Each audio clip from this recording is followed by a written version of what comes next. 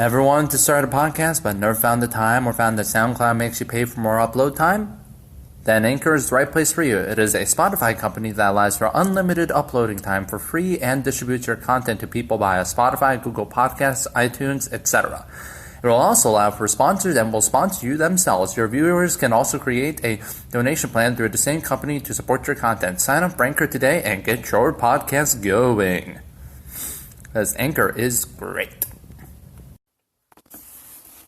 Hello everyone, this is Samurai J. Morgenstern, and welcome to the Mongols Podcast. I sadly have been not able to get a hold of any of my co-hosts or Herbert at History with Herbert, but hey, anyways, I'm going to start recording something.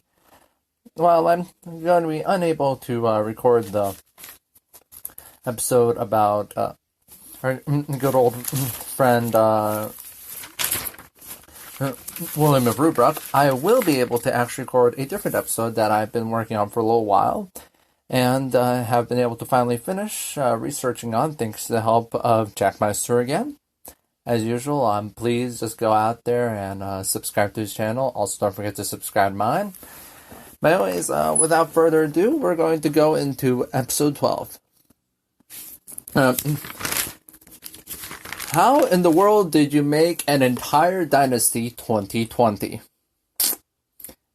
And why am I saying this? Because we're talking about the Yuan Dynasty, which was probably undecidedly the biggest disaster of all the Mongol Khanates. Well, except for the Ilkhanate, but, you know, the plague happened there, so, we'll give the Ilkhanate a pass, needless to say. Anyways, so the Yuan Dynasty, as many of us know, is the Chinese dynasty that was ruled by, actually, the Mongols, starting with Khubilai Khan. And this dynasty at least ruled over most of China from about 1271 to 1368. And it controlled most of modern China, all of Outer Mongolia, India, and Burma. And its capital was at Beijing, although it was called Dadu then. And it was obviously founded after the conquest of the Song Dynasty by Khubilai Khan, who was one of the four brothers that came into the famous Toluid Revolution. Most of our primary source work is actually based on the famous Yuan Shi written by the main court official Song Lian. Now, of course, Yuan Shi is very good at, you know, getting the biographies right, the various monarchs right, how long they stayed in, and what was happening at the time. You find that this thing known as Yuan Shi was written in 1370 by guys who weren't necessarily, nice to the Mongols. So, very needless to say, they were very disparaging towards said Mongols. And so needless to say, a lot of that kind of bled into the writing of the Yuan Shi. But either way, it is considered reliable by most historians enough for most historians' work on the Yuan Dynasty to be based off of it. And while I did not read it in whole, I basically managed to get the gist of it in the Cambridge History of China's various chapters, at least the ones on the Yuan Dynasty. Specifically, the ones recounting the reigns of Khubilai Khan, the Mid-Yüan dynasty, and also the very end of it with the Emperor Shun-Ti, or otherwise known as Togan Timur. But anyways, back to Khubilai Khan. So, the thing is, so it's a Mongol ruler, but it is very much this Chinese administration. Like, a lot of the officials are Chinese, although there are some posts shared by Tibetans and Muslims, but mostly there is the Chinese stuff. And this is hardly surprising considering that Khubilai was raised on Chinese culture. And he had a lot of innovations during his time. The first things that happened when he started ruling was that he actually instituted paper money. Why did he introduce paper money? Well, mostly because China was actually on a copper shortage at the time. Now, China was no stranger to paper money. It has had it on and off for centuries on end, long before this. but this was probably the first dynasty that actually used it basically right up until its literal end, because the Mongols literally had no other way to get a hold of currency. Now, of course, it did based on a gold standard and all that jazz, but they're still like, you know what, we're going to print money. This is eventually going to be a problem, but we'll get back to that later, obviously, as people say. And Khubilai actually goes by the regional name Shizu, and he actually decides to trace the Yuan Dynasty back to his ye olde granddaddy, Genghis, and calls him Emperor Taizu. So, obviously, he's trying to synthesize the dynasty and make sure that the Mongols are accepted as actual rulers of China. And he was actually born in 1215, and he was tutored by Tolochu, the Uyghur, and several Chinese tutors in what made him one of the best rulers of his time. And some of these guys were reluctant to actually serve Khubilai in the best of their capacity. The most notable example of this was probably Zhao, who basically said, I cannot ever help attack the Song. I mean, like, I will advise you on how to be a good king, but I will never help you attack my people, basically. And basically, Yao Shu was another advisor. He basically made all the problems easily explainable to the average Mongolian nomad, which to some extent Khubilai Han still was. But also Khubilai was taking heavy advice from his Buddhist wife Chabi. And he also campaigned heavily against the Dali kingdom in the 1250s, which is where he learned several of the tricks of his campaigns. And they obviously had a bad start with basically the Mongols sent in envoys to collect tribute and just say, bow down to me and be our vassals. And then the said envoys were killed. And so the Mongols decided, we're going to destroy this place. So they marched into Dali, which is basically right next door to the Song Dynasty, and allowing them to open a second front on the Song Dynasty. And they basically just destroy everything. And finally, the Tuan family, which is in charge of Dali Kingdom at the time, they actually agree we're going to surrender and we're going to pay tribute. And Khubilai says, well, that's not the only thing you kids are doing. You're also going to share power with my local appointee. I'm going to set up my guy here, and you guys are going to run the empire, or rather your little kingdom together. Over at the Dali capital of Kaiping. And there was also a fear that Khubilai was increasingly becoming Chinese as he was getting closer and closer to ascending to the Hanship, and this basically helps turn everything to an all-out brawl once our dear good friend Monka the Great lawmaker and the oldest brother, and the only thing that was making sure that the Tolu brothers were not at each other's throats, died. And so it's basically all down to Khubilai versus the youngest brother of the bunch, Arik Bokeh.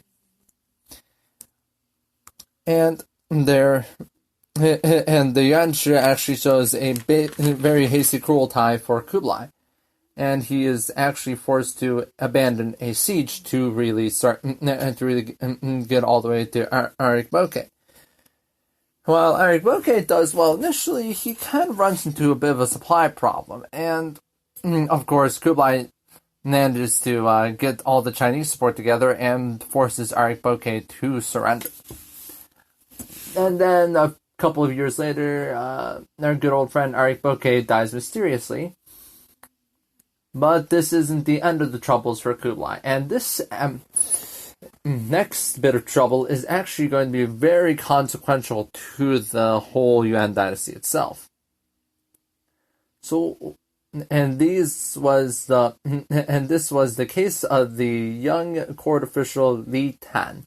He was actually a governor of he was actually a governor of a province over in of a district over in Shandong, and he actually decided to rebel. thing was, Kublai Khan relied heavily on Chinese support, and he wanted to make it look like that he had mandate of heaven and that he was in charge of all of China. But Li Tan kind of upended this whole thing because he is a court official that has served extensively with the Mongols, and he decides to revolt against Kublai and say, maybe you don't have the mandate of heaven after all. Now Li Tan's rebels are wrecked by the Yuan Dynasty, but this actually leads to more suspicions of the Chinese. This means that basically we're going to take out some aspects of Chinese culture that have been around for hundreds of years, limit their power. This attempt to rectify the issues that were leading into Li Tan rebellion kind of leads to the various problems of the next few rebellions. So needless to say, there are a lot of problems for our good Mongolian friends. So the campaigns are renewed against the Song almost as soon as Li Tan is wiped out somewhere in the 1260s, and the Song were actually a feudal society.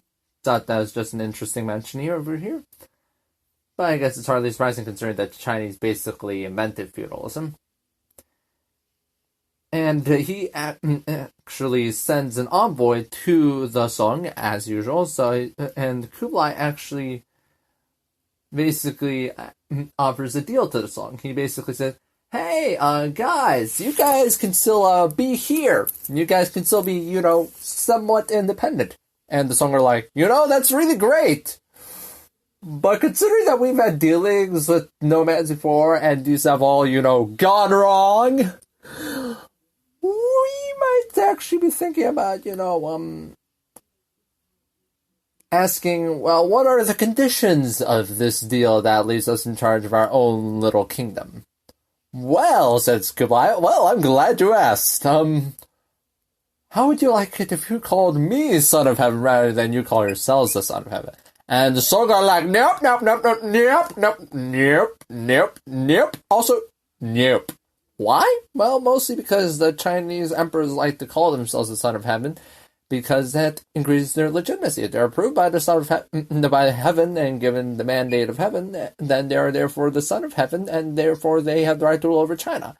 But the Song are a little stubborn, and they don't want to lose that because they're like, bye-bye to our legitimacy, bye-bye to everything, and we're already in a pretty deep sinkhole, so please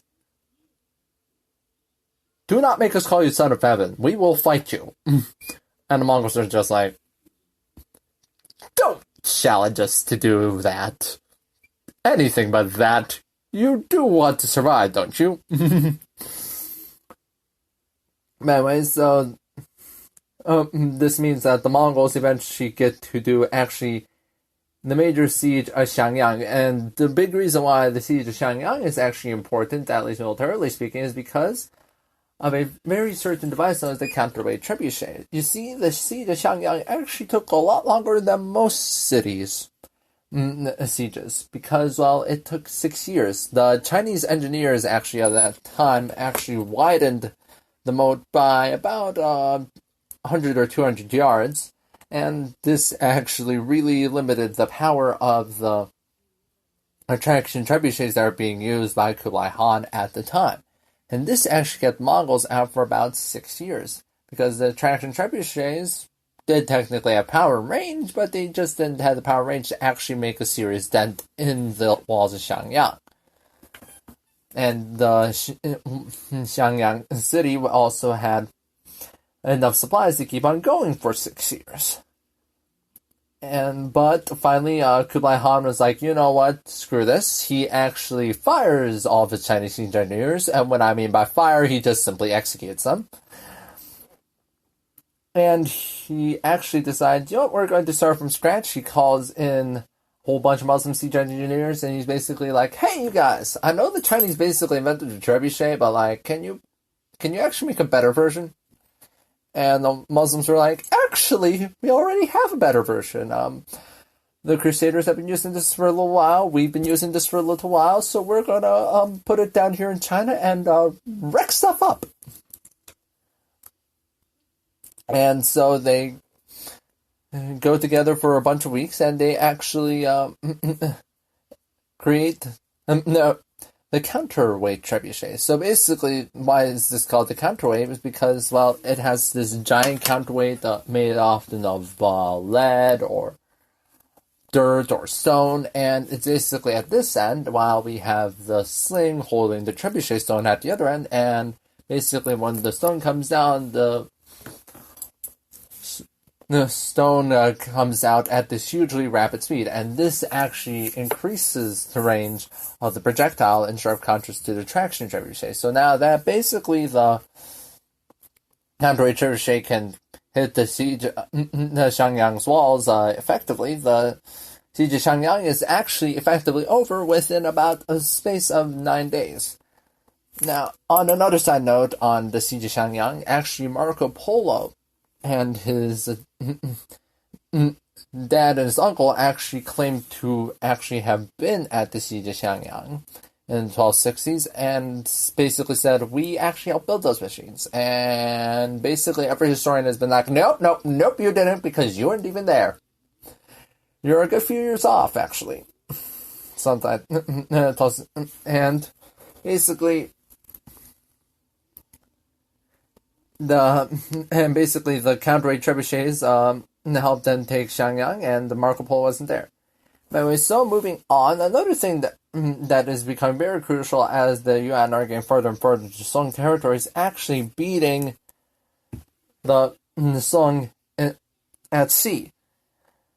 Now, the Song have had an extensive and mighty fleet that have been helping them defend the Yangtze and the Huai rivers for a good long while, but the Mongols are slowly picking up on things. They're learning tricks from the Koreans and various other maritime peoples, and they start actually beating the Song with their superior numbers and better ships, and they soon enough they run into some more major problems for the Song Dynasty, specifically child emperors, because those always work out so well. Am I right? Or am I right? No, they don't, by the way. So the child emperor, he actually is captured basically shortly after the Mongols actually take Hangzhou in the year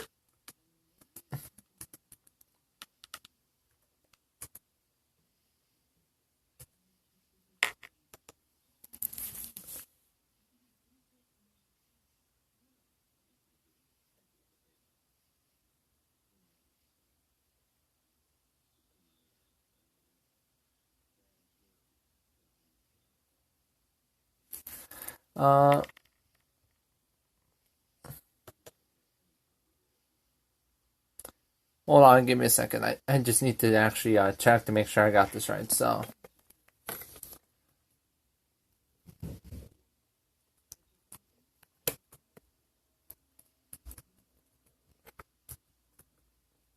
actually, here we go. So they actually captured the Song capital of Hangzhou in 1276. And honestly, that is not good. By the way, the Song child emperor is captured, and they forced one of the last Zhou emperors to become a Tibetan monk. And he actually lives for a good long while, all the way until about 1323, when the Mongols basically tell him, hey, kid, here's this knife. You are going to save yourself, like, literally now. And, well, the kid obliges because, well, what else can he really seriously do? And the Song come out with a great solution to all their problems. Another Song emperor. Unfortunately, this Song emperor has the bad habit of being on the run, and as he's running towards another bit of southern climate, he actually, he dies of basically all the climate change that he has suddenly just found. And he just doesn't like the weather very much. And then there is another Sung emperor, who is, of course, also a kid. And he actually in battle at sea in 1279. Basically, what happens out there is that the last defense of the Song is very mighty defense. The Mongols surround it. They attack from all sorts of angles. So the bodyguard fights on, and they get slaughtered by the Mongols. And then the last official grabs the child emperor, who is not even 4 years old, probably, and they drown the sea together. I mean, that's a really messed up way to deal with a kid, but, like, I suppose he wasn't going to do very well as an actual Mongol prisoner, so there is that. So, needless to say, the Song Dynasty is officially out of the picture. And, to cap it all off, Khubilai Khan also at this time appoints a puppet in Korea. And basically, that means that he officially has one of the largest empires in Chinese history, with basically the rule over Tibet, much of Central Asia, Korea, China, you get the shenanigans. And he decides, well, as I am capping all of this off, as I am basically finishing up with the song, I'm going to look to Japan and say hello. And he says hello to Japan. He sends a couple of envoys and basically says, "Hi guys, I am in need of more vassals, and I would like for you guys to, say yes to the Han." And the Japanese shogun, who is the military dictator, he's just like, I have a one-word reply. No. In fact, I'm going to kill your envoy. So he kills the envoy, and basically Mongols are like, war it is then! So the Mongols first invaded in 1274, and this is actually recently depicted in the new video game known as Ghost of Tsushima. And this was actually talked about by the Kings and Generals podcast. Very good podcast, by the way. Jackmeister also shows up on there pretty regularly, and he basically does all the writing and research. And basically the unfortunate problem with the first invasion of Japan is that, well, while it is very successful at killing Japanese people, because the Japanese at first don't have much of an idea of how to face the Mongols, they eventually run into a major problem known as a typhoon. So the typhoon actually wrecks the ships, and apparently there was actually a recommendation by the Koreans to actually sail out to try to ride out the typhoon. Probably one of the worst suggestions I've ever heard of. Anyways, so the first invasion is wrecked in about 1274. There's going to be a future invasion in 1281, but I think I'm going to get to that topic later, because actually Khubilai is not have enough problems on his own. He actually has the problem of a man by the name of Kaidu. Kaidu is actually the grandson of Ogode Han, and he is basically the last heir to Ogode's line. That actually really manages to stick around and mean a darn. And he's nomadic, he's a nice guy, and he actually employs guerrilla tactics against the Yuan army. And the Yuan army is a very large army. While it is very capable and effective in conventional warfare with infantry, cavalry, and cannons, it's very hard to lug all of those cavalry and infantry and cannons across the entire steppe, especially when basically you run into the next bit of supplies and realize that Kaidu has literally burned everything to the ground. So, needless to say, Kaidu manages to get away with a lot of things. Also, on another major note, Khubilai actually makes a new innovation as the Son of Heaven and the first Yuan Emperor of China. No more civil service examinations. So the civil service examinations are actually a standardized test that has been used by the Chinese since basically the Tang Dynasty to determine who becomes a court official and who doesn't. And basically you have to memorize all these Confucian scriptures. It's very difficult, and oftentimes if you failed, you were pretty likely to commit suicide or get very sick in the case of one Hong Xichuan, who would later become the Taiping rebellion leader in the 1850s, under a very different dynasty, not as the Qing, but anyways, besides the point. And basically, the civil service examinations are gone. But that doesn't mean that there isn't education on how to become a civil servant. In fact, Khubilai Han tries to institute a system of universal education, which actually becomes a lot more difficult to figure out in practice than it was supposedly on paper. And, of course, Khubilai gives out some tax breaks because, well, hey, maybe you couldn't pay all of your taxes right now at the moment, and so we're going to give you a break to actually help you make up your money and hopefully make our empire more stable and more prosperous. And also roads are built, the Grand Canal is rebuilt. This actually allows the Yuan to basically bring water from the south up to the north, because the north doesn't have half as many rivers as the southern bits of China do. And basically there is more education also continuing on, specifically the Tai-Yuan Medical Academy. And also there is some balance between the Chinese and Mongol troops. Once again, this is a reaction to the Li Tan rebellion. We're trying to limit the power of the Chinese by limiting how many serve in the army, how many can be in the civil service examinations. But eventually this is going to alienate the various in Chinese in the Yuan Dynasty.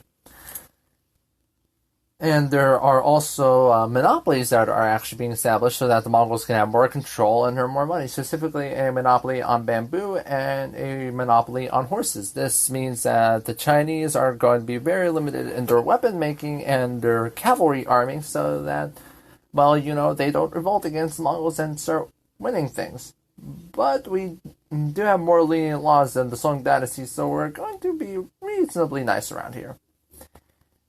And there's also some opposition from the Ulus Jochi, otherwise known as the Golden Horde, because they actually supported our friend Arik Bokeh. And while they eventually acknowledge the authority of Khubilai, they basically just say, okay, maybe you're in charge, but maybe you actually aren't in charge of us. So we're going to continue getting away with our own darn stuff because, well, that's how we roll, buddies. And Khubilai decides that there is some more renovation in order, and he actually has Dadu fixed up and replanned out by his buddy Ye Tian. And there are some more structures built, specifically the Confucian temple known as the Tai Miao. And he also puts out his famous dynastical name for the Yuan, which actually means origins of the universe, which means basically he's trying to lend more credence to how great his dynasty is, because basically we're the originals, we're the guys that should have been in charge from the start, because we have the mandate of heaven. You get the gist of it. And there are also more Muslims in the government to help limit the Chinese again. Once again, another reaction to the Li Tan rebellion. I should almost have a drinking game for this is in reaction to the Li Tan rebellion. It's like, seriously. Because there's a lot of things done in reaction to the Li Tan rebellion. And Khubilai, in order to get more legitimacy, he actually asked the Tibetans, hey, can you identify me with a bodhisattva or something like that? And the Tibetans and various other Buddhists are like, you know what, we actually can. In fact, we're going to identify you with the Bodhisattva of Wisdom, also known as Manjusri. And it is at this time that actually the Cambridge History of China mentions specifically the various visitors of the Yuan Dynasty. First, Marco Polo, the Friar John de Blano Carpini, which I'll eventually have to get some major research about, and also William of Rubruck, who I will cover with Herbert whenever he happens to actually show up. But the thing is, so like Khubilai, while he invites the religious authorities from all over the known world at this time, he actually isn't very pro-converting to really anything. He basically sticks with whatever faith he had before that, which is some form of like Confucianism or Buddhism, whatever. And when Marco Polo actually shows up with his father and his uncle, which I actually covered in a previous episode of the podcast, he actually basically says, hey, I like the Han a lot. And there are also some difficulties preserving the Chinese records at this time. And that's mainly because the Mongols are used to recording in their signature Uyghur script, and obviously that's very different from the Chinese script that is being used at this time. So Khubilai Han actually tries to come up with this thing known as the Phags-Pa script with the aid of various Tibetan scholars, to basically say, hey, this is a really easy way to transition from Mongolian script to Chinese script. But this plan, while it's great in theory, it's kind of terrible in practice because literally nobody actually picks up on the idea of using it as an intermediary between the Chinese script and the Mongol script. So it's not really used, and there is very little surviving, and we don't even have fully properly deciphered yet, as far as I know. But there is actually one thing that is really turning heads, and is going to be very important for the next dynasty of China: theater. So there are a lot of plays, and there are a lot of jobs for playwrights, and there are many former officials actually getting involved. Basically, these former officials have realized that without the civil service examinations, their jobs aren't worth a darn, at least in the Chinese civil service. But turn your knowledge of the Confucian text into a love of theater, and basically you've got something to actually get your next meal, or maybe buy a house, who knows? Just as long as you keep on writing plays. And actually, there is very little censorship in the plays. This is basically the only way that you can criticize your government. And that's probably another reaction to the Li Tan Rebellion. Have another drink to that? Yes, you should.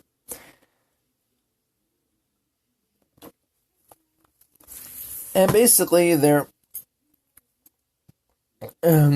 painting goes up, the theater goes up, it's all great stuff. And actually, the CSE, or the Civil Service Examinations, actually does make a comeback in 1315. And obviously, one of the things that is obviously one of the reasons why footbinding doesn't actually show up in the Polo book, Il Million, is basically it didn't show. Is basically the footbinding wasn't used amongst the Mongols because footbinding basically makes it impossible for a woman to ride a horse, period, because she literally cannot get up on it. So, naturally, footbinding is not mentioned in Il Million because Marco Polo was spending most of his time with Mongols and probably didn't see much footbinding. But there is some corruption. Basically, there is this government official, and he actually is kind of, sort of, fighting with the crown prince, Chen Qin, who is, and Chen Qin is actually basically the leader at this time of basically the sort of Confucian faction of the various Chinese civil service officials, who actually decide to follow a bit more along the lines of basically whatever Confucius recommends we should do as the Yuan Dynasty, who has the mandate of heaven. And actually, the Chinese opposition, or the Confucian faction, actually assassinates Ahmad, and his corpse is actually mutilated by Khubilai's dogs. And there are also a lot of advisors that are that are actually killed for corruption. And there are also some prisoners released. There are also some rebellions that are actually crushed. I believe specifically one led by Sangha of Tibet, and he is busted anyways. But there are some more problems. Basically, Khubilai keeps on, not wanting to do his job anymore. Now, keep in mind, he is actually one of the better emperors of the Yuan Dynasty, which, is still a low bar, but he's still actually a reasonably high bar as far as Mongol Hans go. He's a very vigorous campaigner. He actually does tend to serving the country pretty well. He's pretty well liked by the people. He receives envoys. He does knows his job pretty well. But as he ages, and his conquests just, keep on failing, and his war with Caillou never seems to just, end. He starts slipping into corruption, sleeping with the harem, and occasionally going for that nice big bottle of Arag over there. And he is also issuing more paper money, and he's starting to listen less and less to his court officials, which is definitely not great. But he's also building more Buddhist temples, so that's a yay. And then in his search for more money, he actually ransacks the Song tombs, which is probably not a great way to get on the Chinese's good side. It's almost like Khubilai is basically doing everything to alienate the Chinese, which is probably not good for him. And basically that's just not great for him. And there are some religious persecutions, and then around 1281 he tries the second invasion of Japan. He actually gets his Korean sailors, he gets in this very big army, and he starts marching in. And the Japanese hold him off for a little bit, but just as Khubilai thinks he might even have an advantage or a chance at conquering Japan, another typhoon shows up, and his ships are gone. Basically, it was really nice that the Mongols invaded Japan, and they were having a really great time fighting the samurai, and then they all died in a tornado. But anyways, so Khubilai is like, you know what, we're going to try another invasion. Not in Japan this time, thankfully. We're going to actually invade Burma, which crashes and burns about as quickly as it can. Mostly because Burma is made of jungles, and the Mongols are not used to jungles. And this is the same reason why actually the invasion of Champa, or basically southern Vietnam, also fails. They do manage to basically take the north of Vietnam. They fail at the rest. Terribly. 3 times! Not a great idea. And this involves actually one of his generals, Togan, / relatives, Togan Timur. And not to be confused with the Emperor Shun-Ti, Togan Timur. He's a little bit, not born yet. But anyways, Khubilai does have some ability to basically control Burma through his puppet down there, and he sits there basking and relaxing until he actually gets a call from the Indonesians to basically and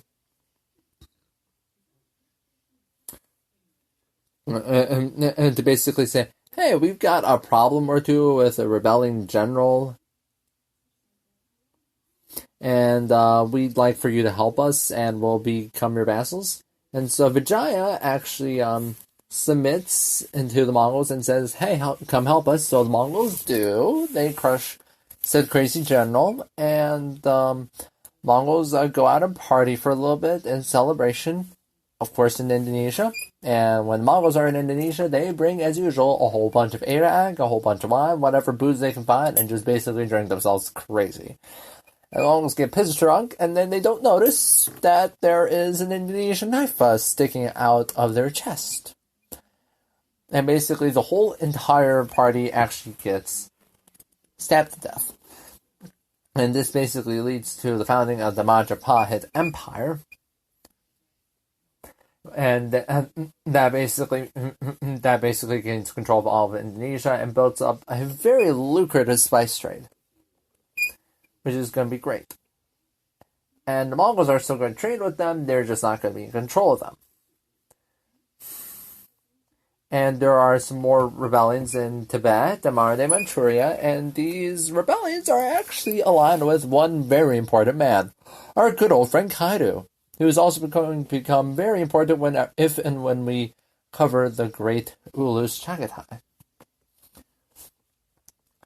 Anyways, specifically the ally that is leading one of the rebellions in Tibet and Manchuria is this guy by the name of Nyan, and he actually rebels with Kaido. He gets help from Kaido, but eventually things kind of go wrong for Nyan. And what I mean by going wrong, he actually gets captured and executed by the Yuan Dynasty. So needless to say, he is out of the picture. Unfortunately, at this time, Khubilai actually sinks into even more depression because his conquests are failing, but also his great and favorite son, the Crown Prince Chen-Chin, has died. Which, needless to say, makes him very, very sad. So he's just like, bring me some more wine, bring me these fine ladies to bang, and I'm just, not going to run my empire. This is going to be continuing to become a problem for him and his successors. That basically they're going to choose women and booze over actually running the empire. Which is partly why the Yuan Dynasty was eventually going to fall, but I'm getting a bit too ahead of myself. Anyways, he keeps on getting alcoholic, and eventually he dies in 1279. And after that... No, 1298. I mixed up, by the way. So, anyways, he dies in 1298, and he is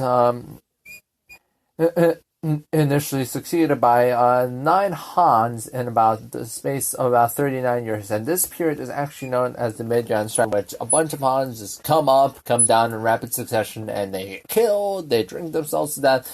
It's just not a good time to be Han, because you're a target, you bang too much, you get drunk too much, you know the shenanigans. And there are also continuing wars with the Chagatayans, and to put into perspective how crazy this time period is, basically the average time that one ever spends being Han in this period is about 4.3 years. That is an astonishingly short reign. Like, maybe you'd expect that out of a very unpopular president of America, but like a Mongol great Han. That does not sound like you have the mandate of heaven down there, boys. Are you all okay down there? I think we saw the mandate of heaven. Says one Mongol Han. And you're dead. Anyways, continuing on. So there are some more wars with the Ulus Chagatai and Kaido's own heirs because he's dead at this time, and basically whatever is being left is run by one or two of his sons, and also Kutlun.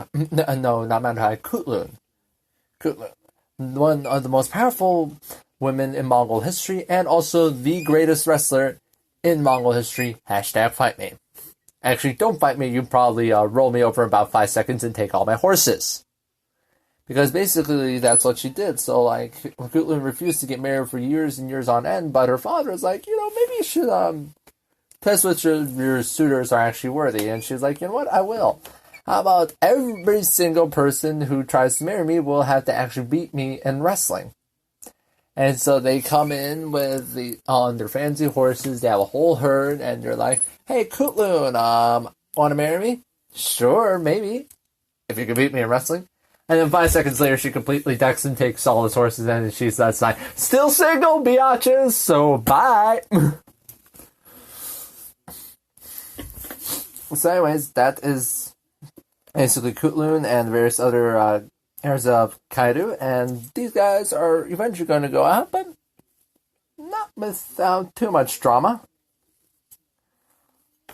And basically, there is initially no heir to Khubilai due to the death of Chen-Chin. Fortunately, he did, our friend Chen-Chin actually did have a kid, and this is actually Timur. And he becomes the heir apparent, and he gets the imperial seal. Unfortunately, he has a bit of a problem. And what I mean by a bit of a problem, he actually has a bit of a drinking problem. And initially has his struggles with this one guy with his relative Kamala, not to be confused with Kamala Harris. the senator from California. But anyways, moving on.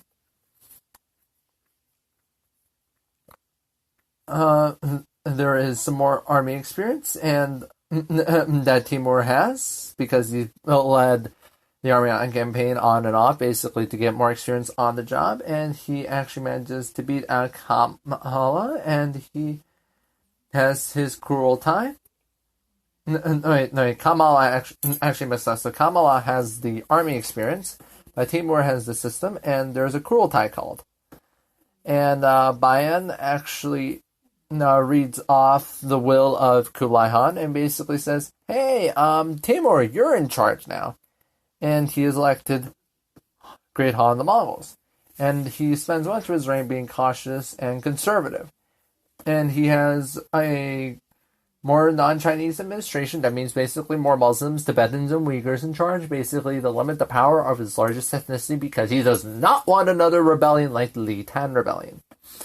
Unfortunately, he gets more rebellions anyway from the Chinese because, well, hey, congratulations. Much like the Habsburgs, you actually alienated your largest ethnicity, and that's problematic. And he also gives out some tax breaks, and there's actually a very lazy and oversized bureaucracy. Basically, we have way too many cooks in the kitchen, and not enough of those cooks actually just, doing a good job that was actually assigned to them. And for example, there is actually a scandal in 1303, about 5 years after Kublai's death, concerning a bunch of pirates. You see, these pirates actually joined the Yuan invasion of the Song Dynasty. And they are actually accused of corruption and speculation while supposedly, trying to go straight after a hard life of taking ships, taking supplies, and doing it illegally without asking any real questions. But they are actually absolved of this corruption initially by actually bribing the government officials that are actually looking into them. So that's not great. And those few fired over this matter, government officials are actually fired over this matter, whether they're from the pirate families or whatever, actually get their jobs back. So needless to say, this is a problem. And there's also some generous gift giving. Myra's still printing money and having a copper shortage and basing everything on gold or whatever. Basically, that means the treasury is strained. But on the bright side, actually, there is a war that is over, specifically the war with Kaidu. Partly because Kaidu's dead. That basically, after years and years of stalemate and no success from his father's army, and the death of Dua Khan of the Chagatides, one of Kaidu's crucial allies. Basically, the Kaidu's heir and Dua Khan's successor actually decided to negotiate with Timur in 1301. And he is actually acknowledged by Great Khan in very short order. But there's No. So Kaidu's death, so Kaidu dies, and Dua Khan actually negotiates with Timur in 1301 and gets a peace deal done. And Timur is acknowledged as Great Khan, and there is no real cruelty to acknowledge this, but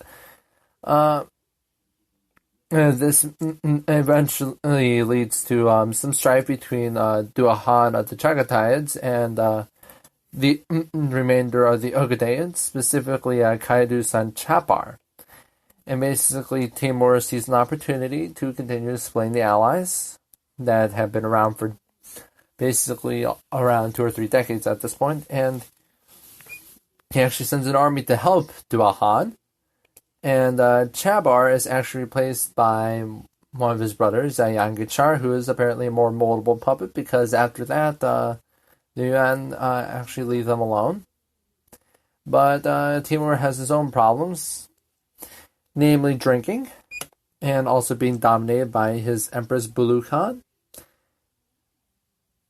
And she continues to gain power after he actually lost both his consort Shiridari and his mom Kokojin within the space of about 2 years. So, needless to say, he gets rough, times from his wife and his mom dying, and then his other wife basically just takes advantage and sneaks right in.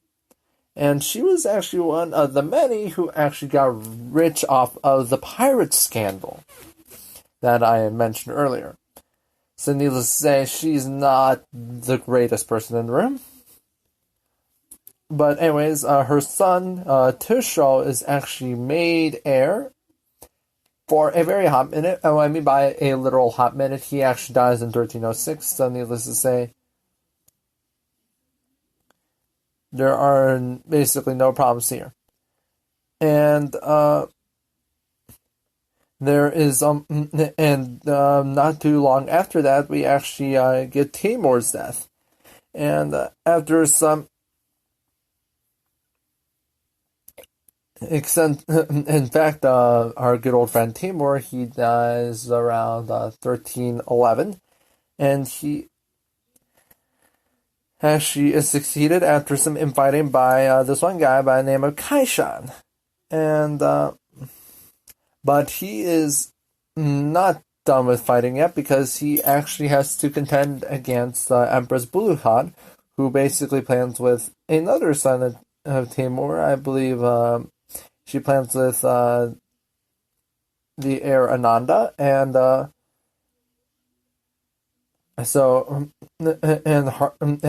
court official Hargashan actually helps Kaishan and his brother Arya Barwada. And there is a strong claim on Kaishan's action, because he is actually closer to Chenchin, who was the original great heir. And also they have the army, and Arya Barwadwa is actually popular with the Chinese, and they eventually storm Dadu, and they basically arrest and kill all of Bulu Khan's faction, so they're out of the picture, and basically it's all great from there. And Kaishan actually makes his brother Arya Barwadwa heir. And usually I'm going to just say, come from a historical perspective, whenever you make your brother heir, that's going to last a real hot minute, because as soon as you put out a kid, even one kid, you're going to throw your brother out of the house, and you're going to say, you're no longer going to be in charge after I die, or so help me heaven. And then your brother rebels, and things go down usually from there. You can ask the Japanese.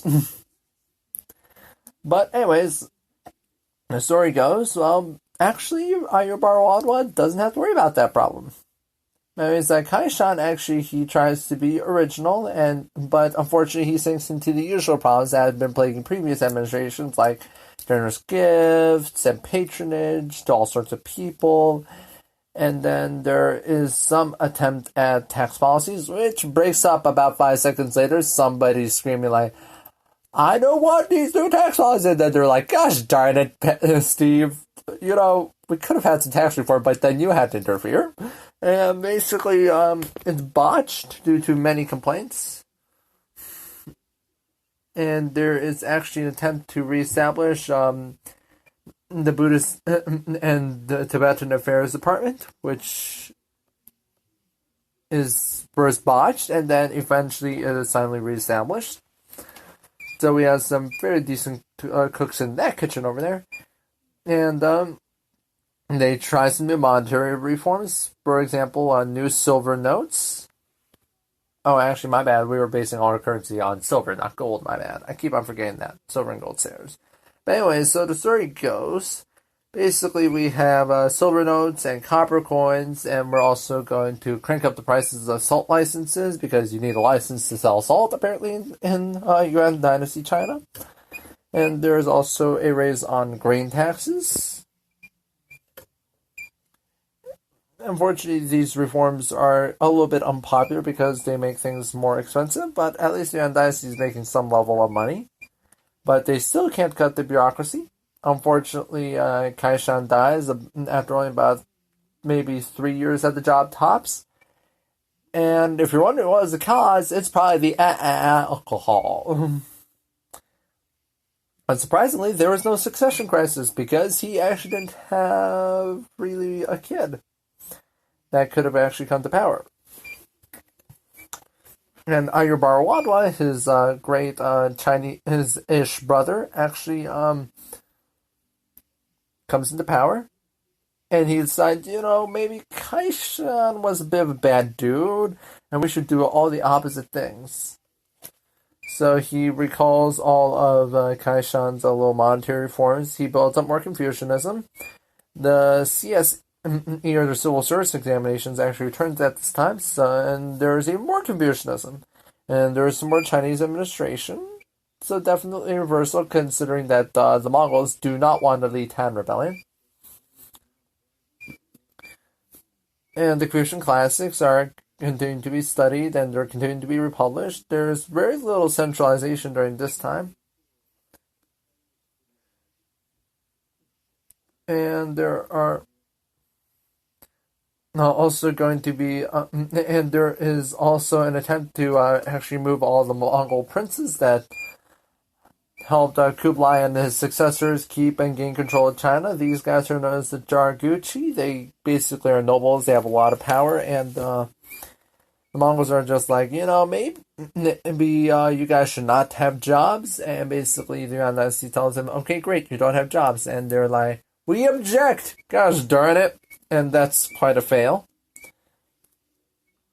And there are some attempted limits on who the Jarguchi appoint as their buddies, so that the bureaucracy doesn't become more bloated. But then again, there's lots of gift giving, so very bloated bureaucracy. Anyway. And there are also some less public building projects, because those are also expensive. But unfortunately, Ayurbar is very limited in his power, because he actually works with his buddy Temudare, who does most of the stuff, and also is dominated by his mom Targi. And Temudare is actually very close to Targi, although thankfully not romantically. That would be very scandalous. But unfortunately, Temudare is actually very much high corruption. He's taking some bribes or whatever, and he is actually impeached in 1317, but he is actually protected by his buddy Targi, so he's never really out of a job. And very shortly after that, Ayurbar actually dies at the ripe old age of 35. And he is actually succeeded by his son Shidabala, who is initially routed by Koshila, who is sent west to be out of politics. And then basically Temudare is back, and he purges all the guys who exposed him as this corrupt guy. And all these exposures came from the Confucian faction of the civil service. But the remnants actually start rallying around our good old friend Shidabala Han. And Shidabala is this great lover of Chinese culture, including Tang poems and calligraphy, so they're just like, please, just actually, be in charge and act like a Han. And he's like, you know what? I will. And how does he do it? Well, his mom actually asks him to appoint her proteges, basically a bunch of people that were taken under her wing to eventually become civil officials. And basically, he actually decided, you know what? I'm not going to appoint those guys. And in fact, I'm going to appoint my buddy Baiju, who is actually a very credible guy. Why? Well, his actual dad. So his dad is actually the General Muhali, who actually served very well under Genghis Khan a bunch of generations ago. So needless to say, this guy is very credible, and he is actually liked by the Confucians. He's also liked by the Mongols. So needless to say, he's kind of this middle ground between the two factions, the more non-Chinese faction and the Chinese/Confucian faction. And this is very timely because Temudare is actually too old for this job, and he actually dies along with Targi and along with our good old friend Targi Hatun, and this is all in 1322. And Shidabala actually promotes his buddy Baiju once again, and he's actually aided by Zhang Gui and many others. And so over the next few months, they hammer out some great reforms. Unfortunately, he runs into a problem at the age of 20. He actually, throughout his reign, he actually had supported Buddhism and Islam with actually a lot more alienation towards Islam, and then he keeps on taxing things from the Muslims, and so needless to say, there are problems. And actually, Baiju is killed in 1323.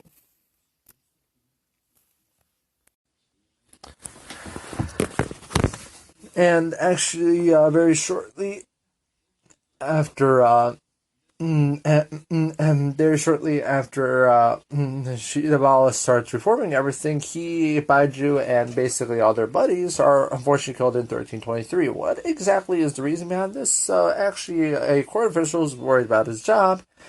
Specifically, Tengshi used some traitors' bodyguards and basically stormed Shidabala's camp. And and he basically stormed it with the Mongol tribal faction, but the whole entirety of the Confucian faction at this time period, along with Shidabala, is actually dead.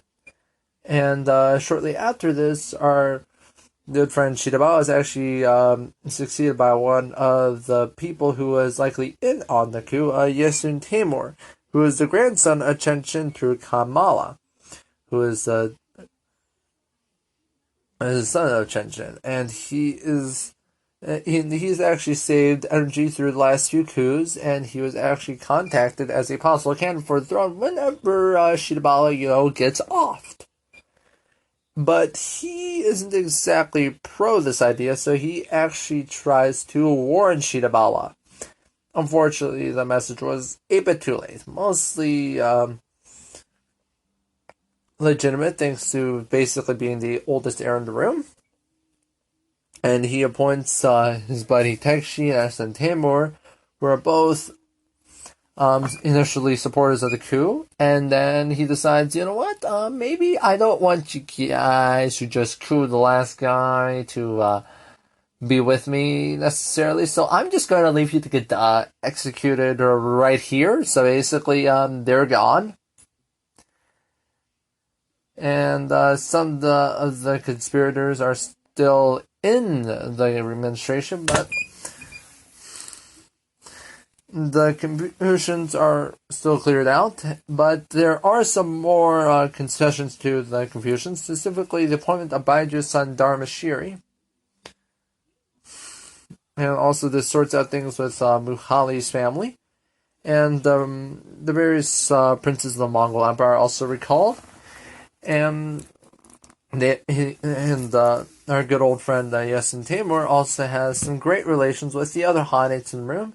He also lets some Confucians translate, and Muslims or Buddhists are favorites. So needless to say, things are starting to turn around after all these problems. But then he dies at a very young age in the year 1328. So needless to say, this track record is not going so well. We're basically having Hans just die before their reforms actually, mean anything.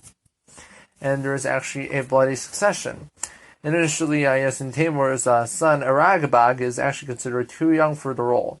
And there is actually a coup for Kaishan's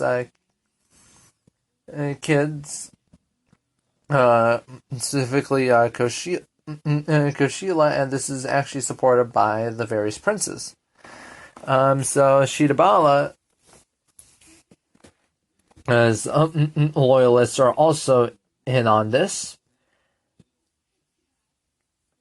and this is all not going very well. And most of the faction is actually led by this one guy by the name of El Timur, and he basically moves in on everything. And as soon as Yesun falls ill, and he actually seizes Daru, but there are still some loyalists for Ragabag, and El Timur is actually descended from some Kaishan loyalists, so needless to say, he's got his own problems with Aragabag.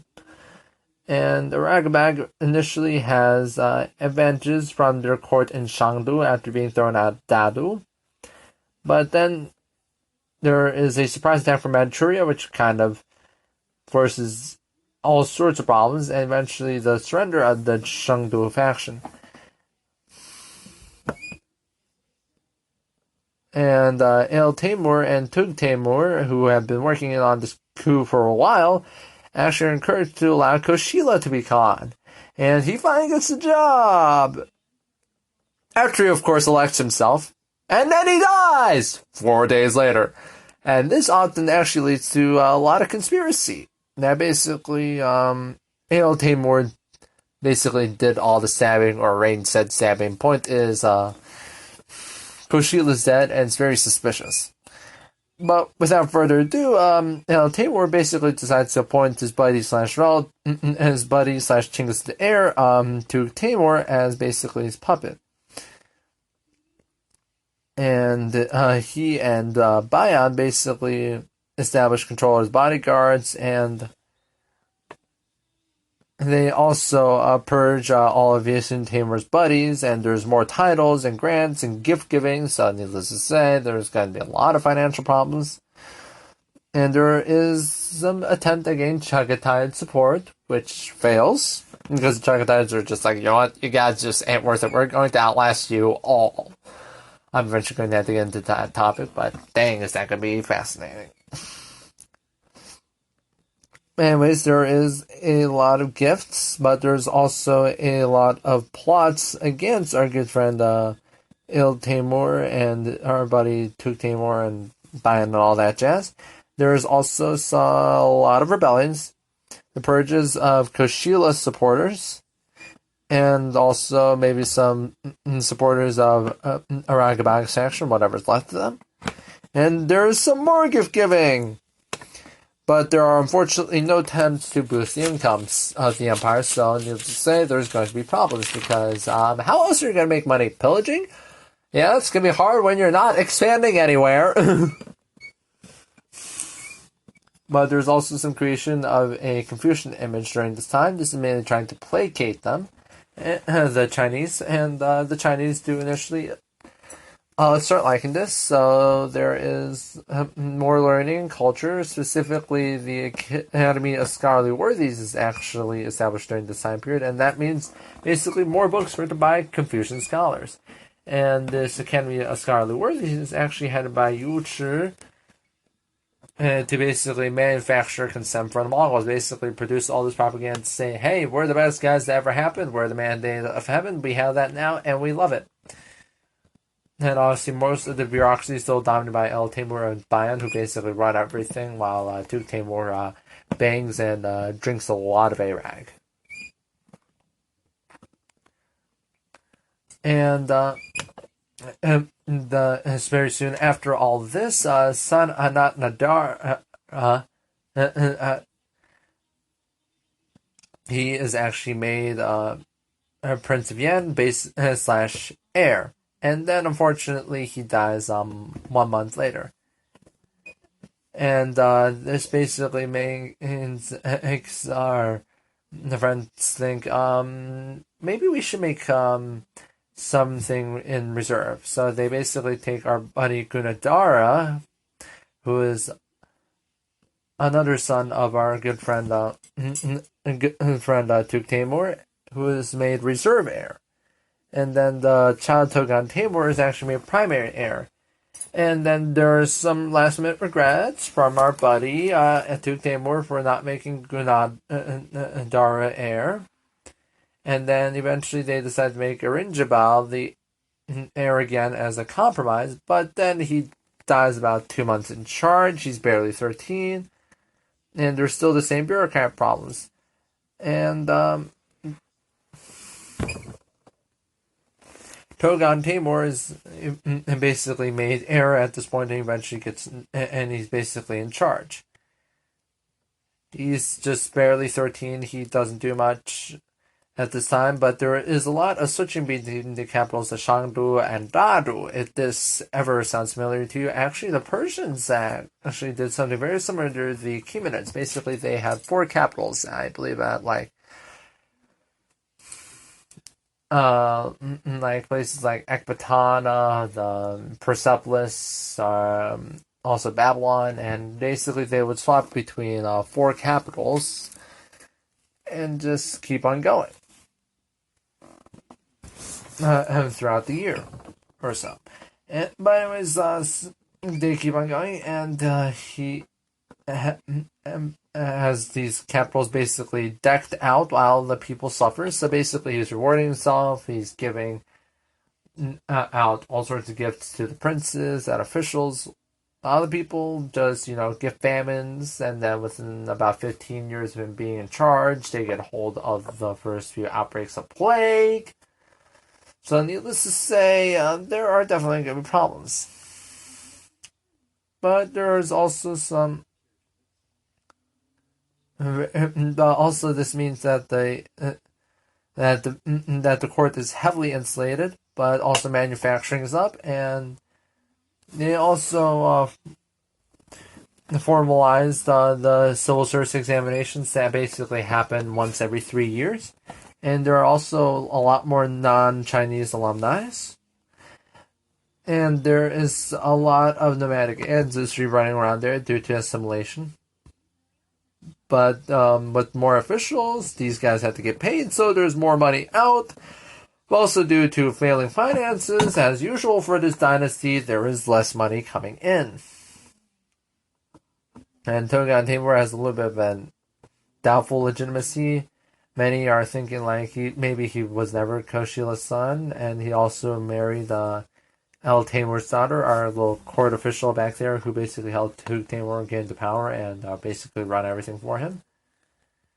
But then Bayan is like, you know what, maybe you don't need to be in charge anymore, El Timur. In fact, I'm going to coup you and go a bit more tyrant. And he basically is just like, I'm going to be kind of a jerk to everyone for a little while. And basically some very small part of the Chinese actually decide to go to the Mongols for a little bit. And there's something our buddy, this guy named Arjun, is actually alienated.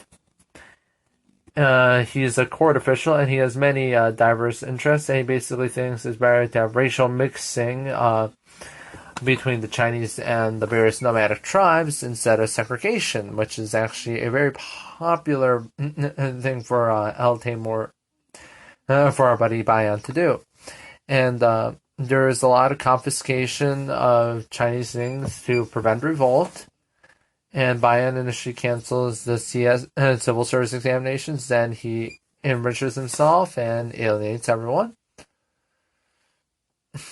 This eventually leads to the young and capable official Togto to fire him and banish him. And he basically goes on to become chancellor. And he is basically this fresh guy, and he does a lot of great stuff, and he starts building up more infrastructure. He also makes a water line from Shanxi down to the capital.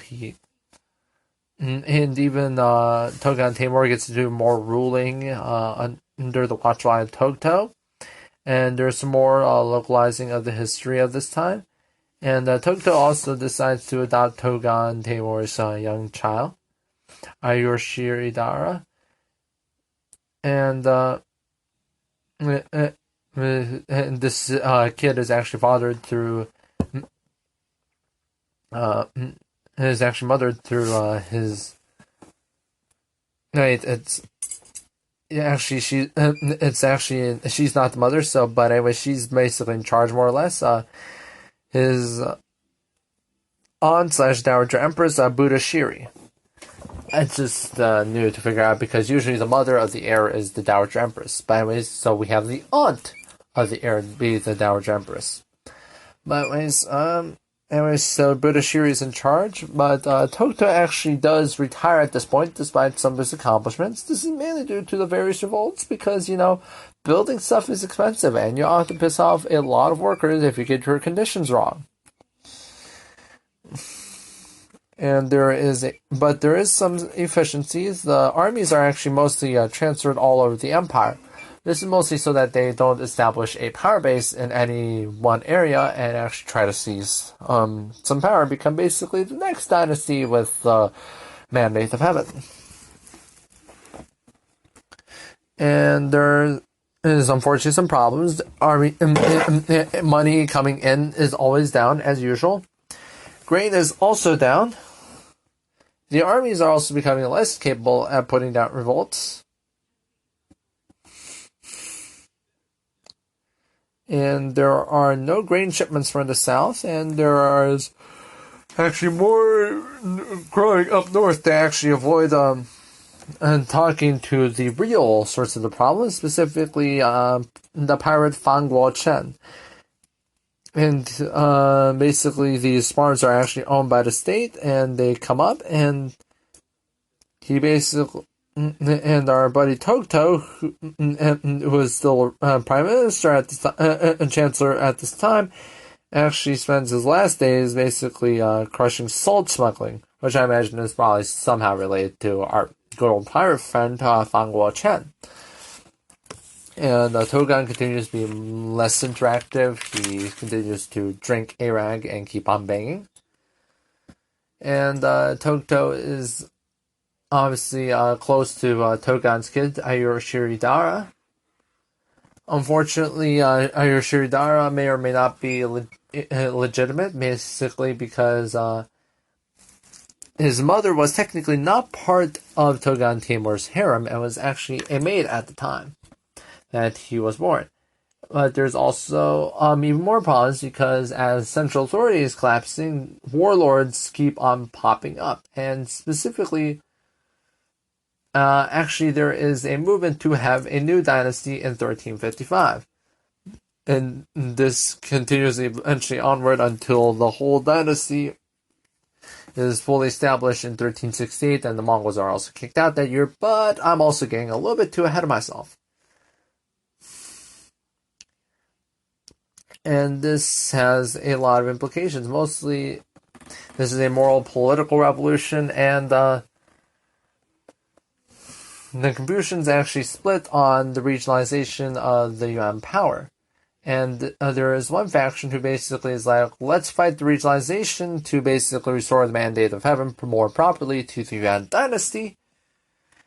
And this guy Liu Chi actually opposed Fang Guo-chen pretty well for a little while. And he had also tried, and he and other officials tried to suppress the rebels. And basically that fails. And there are a lot more warlords that spring up in this sort of absence, and Liu Chi actually resigns. And more specifically, the Ming dynastic movement in 1355 finally gets a major leadership under the Red Turbans. So the Red Turbans are already an army, but by this point they're actually led by this one guy by the name of Zhuyan Zhang, who was actually a peasant monk. And this is actually the peasant monk who's going to become the great emperor of the Ming. And he was born to a poor family in 1328, so not necessarily the greatest life imaginable. But he then graduates from peasant to beggar, and then he graduates from beggar to Buddhist monk. And he stays in the temple for many years until basically the Red Turbans drag him out and put him in their army, and he eventually becomes charged with Red Turbans after some major infighting. And then after lots of fighting with the Mongols, one of the things that actually does help the Ming Dynasty and various rebellions to actually succeed properly against Mongols is actually basically the bubonic plague. Basically, the Mongols didn't do all too good of a job of it, taking care of it, and the Chinese were like thinking, well, if you guys can't take care of a pandemic, well, we're going to continue revolting. Sounds like America right about now, am I right, peoples? So they basically keep on revolting, and eventually the Red Turbans take Dadu and actually actually eventually renamed it Beijing in 1368, and they founded the Ming Dynasty. Our buddy Zhuyan Zhang actually becomes the Hongwu Emperor. And basically, why are we calling this the Ming Dynasty? Because it means brilliant, because we're going to be a brilliant, bright, and radiant dynasty, much in sharp contrast to this whole crazy grand origins of the universe guy that kept on getting too drunk and banging way too many women to actually do a good job. And the Ming Emperor Hongwu, his name actually means a huge force, and there is a lot more centralization, there's less bureaucracy. Unfortunately, the reign of terror is still ongoing. Actually, Zhuge Zhang basically spends the rest of his life basically purging a lot of people. But as we reach the end, I think we have to look into a few things here. I think, in conclusion, basically, the big thing about the Yuan Dynasty is that basically, while Khubilai Khan was the best thing that the Yuan Dynasty ever had, he unfortunately had many problems, and these unfortunately kind of rubbed off onto the other Khans. He alienates the biggest ethnicity in his empire, he drinks way too much, he bangs way too much, and these problems are basically taken as the easy way in. These guys are way too lazy to actually do anything, and whenever a good guy tries to actually reform things, like maybe our good old buddy Shidabala, they get, assassinated before reforms actually, mean anything. And those guys who continue to try reforming also may or may not just simply die, because the life expectancy of being a great Han is actually just so, low. Anyways, that much alienation, the Yuan are basically, out of the picture.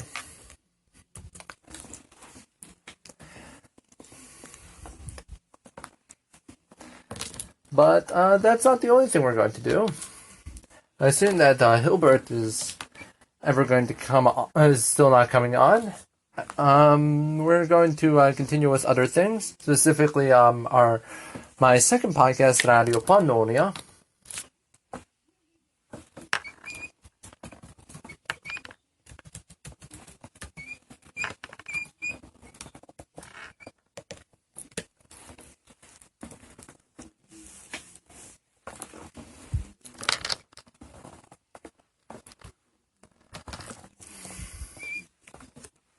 Alright, guys, as usual.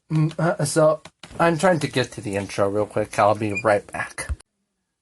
But anyways, here is the intro to our next episode of Radio Pannonia, my podcast on the history of the Carpathian Basin. So,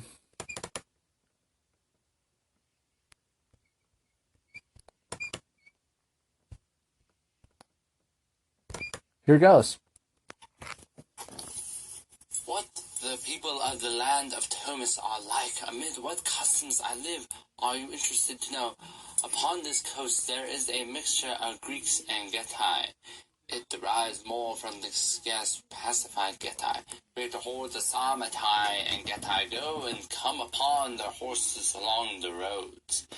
Among them there is not one who does not bear quiver and bow, and darts yellow with viper's gall. Harsh voices, grim faces, surest indication of their minds, neither hair nor beard trimmed by practised hand. Right hands not slow to stab and wound with the knife which every barbarian wears fastened to his side. Yeah, so that's the intro. And anyways, if you love this episode, please tune into Radio Pannonia. Obviously, watch the first episode of Hello Scythia. And also eventually watch the episode on the Sarmatians and their various neighbor problems. And also, continue to come here to the Mongols Podcast. I'm your host, Samuel J. Morgenstern, otherwise known as Janusz Shalich. Hopefully, I will have back Hanako and Herbert for whatever's next. Love you guys. Bye. If you like this segment of the Mongols Podcast, be sure to follow me on Twitter at YoungBards101, like our Facebook page at History with Samuel J. Morgenstern, and follow us on Tumblr at GoSJM42 on GoSJM42 Mongol History. You can also support us on Anchor or Patreon. As always, our sources are in the description, and we also have rewards for our patrons ranging from shoutouts to polls. Don't forget to like, comment, and subscribe if you're watching this on YouTube. And as always, Blue Heaven wills everything.